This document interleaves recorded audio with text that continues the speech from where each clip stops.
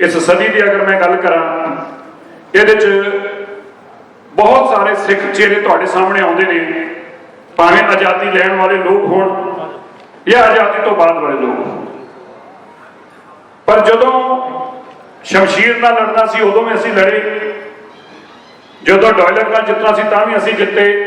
पर अज जदों कलम की वारी आ, डॉक्टर मनमोहन सिंह 10 साल तक प्रधानमंत्री रहे, उन्होंने काबलियत सिर्फ ये सी कि वह कोई काबल सी, दिमाग तो सीगे और उन्होंने काबलियत ने, उन्होंने राजनीति कोई बैकग्राउंड नहीं सी, कोई राजनीति किसी के वारिस भी नहीं सी, पर उन्होंने काबलियत सी, शिक्षा उन्होंने काबलियत सी और उस शिक्षा ने उन्होंने देश का दो बड़ा प्रधानमंत्री बनाने का काम किया। ये दस्तार की शान बढ़ाने का काम पूरी दुनिया से।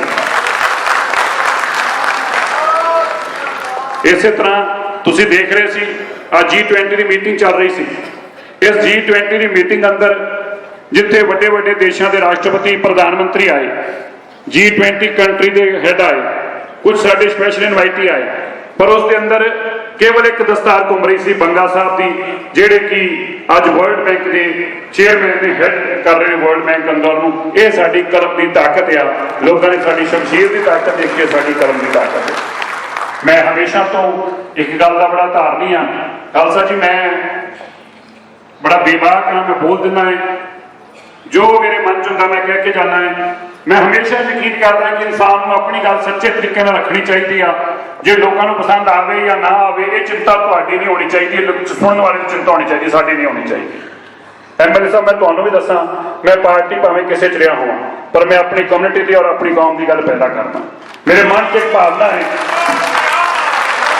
और मैं तो मुझबानी नहीं, मैं तुम दो छोटे छोटे इंस्टेंस दस के दसूंगा कि मेरी अपनी कम्यूनिटी के प्रति, अपने रिलीजन के प्रति आस्था की है। मैं 2017 के अंदर दूसरी बार भारतीय जनता पार्टी के कमल के चुनाव निशान तो MLA बन के विधान सभा पहुंचा। 2019 के अंदर NDA की भारतीय जनता पार्टी की केंद्र द्वारा सरकार बनी। एक छोटा इंसिडेंट होया, अगर तुहाडे याद होवे, एक दिल्ली के अंदर ऑटो ड्राइवर को पुलिस ने बड़ी तशद्दद नाल कुटिया, बहुत मारिया और उन्होंने सड़क पर कुटते हुए उन्होंने और उसके बेटे को बहुत बेरहमी के नाल कुटते हुए उन्होंने लैके जा रहे थे। अगर तुहाडे याद होवे उस गल ते, मैं भारतीय जनता पार्टी के अंदर MLA सी और केंद्र च साडी सरकार सी, पर मैं इस गल तो गुरेज नहीं किया कि दिल्ली पुलिस के खिलाफ अपनी पार्टी, अपनी सरकार के खिलाफ मोर्चा ला के मैं दिल्ली मुकर जगह बैठ गया सी और जनतक तौर पर अनाउंस करता जो तक कि लोग नौकरी तो बर्खास्त नहीं होंगे असं हटांगे। और MLA साहब मैं तुम दसना चाहना है, किसी को माफ करना, किसी प्योन को भी कोई अपनी नौकरी तो डिसमिस नहीं करा सकता। ये साडी कौम की ताकत सी, 11 से 11 पुलिस अफसर नौकरी तो डिसमिस करा के छड्डे, डिसमिस। देश के अंदर एक मैसेज गया, तुसी इस कौम के नाल कोई भी धक्का वधीकी नहीं कर सकते। उत्तर प्रदेश के पीलीभीत के अंदर इस तरह घटना घटी, साडे नौजवान ने जाति की। मैं उस वेले दिल्ली सिख गुरुद्वारा मैनेजमेंट कमेटी का प्रधान से 2 साल पहला अपनी ही सरकार के खिलाफ जाके उत्थे जाके धरने ते बैठ गए, सारियां तो माफिया मंगाइया, पर्चे कैंसल कराए और कौम की चढ़ती कला करके वापस आए।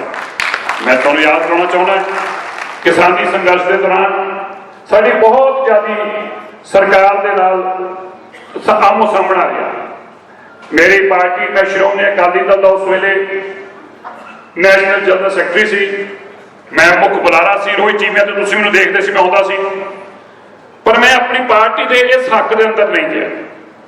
मेरी पार्टी के प्रधान ने, मेरी पार्टी के सरपंच साहब ने, मेरी पार्टी के केंद्र च बैठी वजीर ने, सारे ने हक च बयान दिते। मैं वाहद आदमी सी पूरे गूगल से लभ के मेरा एक भी उसके हक च बयान नहीं दिखा सकते। मैं गल कहा सीगा, मैं स्टैंड के खिलाफ हाँ, तो मैं जे खिलाफ हाँ पार्टी के अंदर होवां, पार्टी के बाहर होवां, खिलाफ मतलब खिलाफ है, मेरे हक च कभी नहीं बोलूंगा भावें कुछ हो जाए।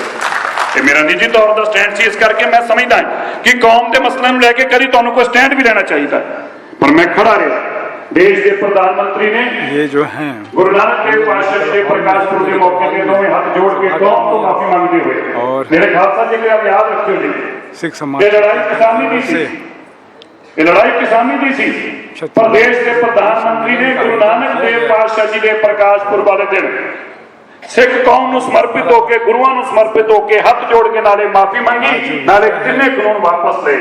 मैं नहीं समझदा उस तो बाद ਜੇ ਤੁਸੀਂ ਸਿਰਫ ਔਰ ਸਿਰਫ ਲੜਨ ਦੇ ਵਾਸਤੇ ਇੱਕ ਪਰਪਸ ਵਾਸਤੇ ਕਿ ਅਸੀਂ ਝਗੜੇ 'ਚ ਪੈਣਾ ਹੈ, ਅਸੀਂ ਕਨਫਰੰਟੇਸ਼ਨ 'ਚ ਆਉਣਾ ਹੈ, ਅਸੀਂ ਵਿਰੋਧ ਕਰਨਾ ਹੈ, ਵਿਰੋਧ ਦੇ ਵਾਸਤੇ ਵਿਰੋਧ ਕਰਨਾ ਹੈ, ਵਿਰੋਧ ਦੇ ਪਿੱਛੇ ਕੋਈ ਕਾਰਨ ਨਹੀਂ, ਵਿਰੋਧ ਦੇ ਪਿੱਛੇ ਵਿਰੋਧ ਕਰਨਾ ਹੈ। ਮੈਂ ਪਿਛਲੇ ਦਿਨ ਪੀਲੀਭੀਤ ਗਿਆ ਸੀ, ਮੇਰਾ ਇੱਕ ਬੜਾ ਪਰਮ ਮਿੱਤਰ ਵੀ ਆ, ਪੱਤਰਕਾਰ ਵੀ ਆ, ਮੈਨੂੰ ਐਮਐਲਏ ਸਾਹਿਬ ਪੁੱਛਣ ਲੱਗ ਪਿਆ, ਜੁਨੇਜਾ ਜੀ ਤਵੱਜੋ ਦਿਓ ਜੀ, ਮੈਨੂੰ ਕਹਿੰਦਾ ਜੀ ਸਿਰਸਾ ਜੀ ਤੁਸੀਂ ਇੱਥੇ